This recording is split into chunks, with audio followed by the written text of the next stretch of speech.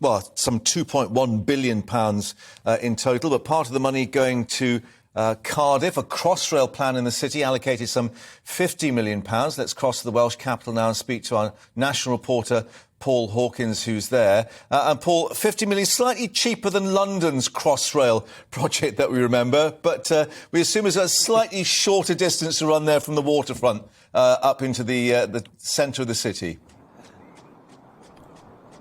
Yeah, well, it's funny you say that, Mark, because that's exactly the question I was going to pose. Listen, £50 million of a total £208 million going to Wales for 11 projects. So £50 million, almost a quarter, in fact, easily a quarter of that money going to a new rail line. A new rail line. Is it new?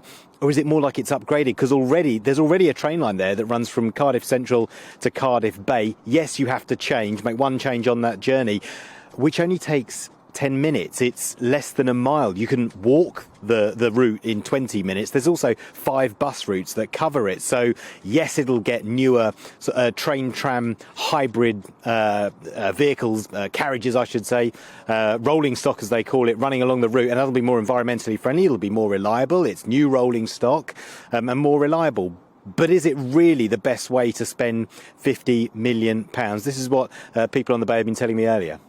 You've been to Swansea lately? It's a dump.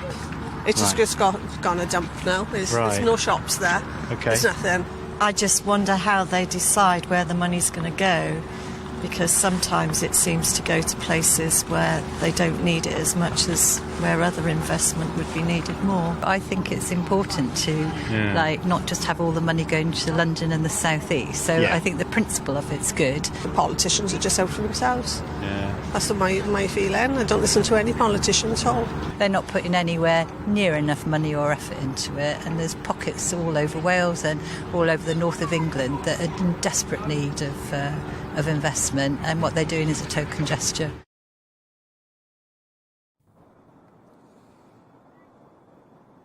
Yeah, so interesting what they were saying there, because of course we talk about levelling up, but within Wales itself, some people will be unhappy. We know Wrexham's missed out on an upgrade to its racecourse. 11 of Wales' 22 local authorities have received money, so 11 have missed out. In terms of what the Welsh Labour government have said, they've said that Wales is by their maths, £1.1 billion worse off than when the EU was funding inequality schemes. Plaid Cymru have called the way levelling up money has been distributed arbitrary and ad hoc. But the Secretary of State for Wales, David T.C. Davies, has said that the Welsh Labour government have got their maths wrong, that they have the Shared Prosperity Fund coming next year. They've also got the Community Renewal Fund and the Community Ownership Fund. And he also points to the fact that Wales received 5% under the Barnett formula.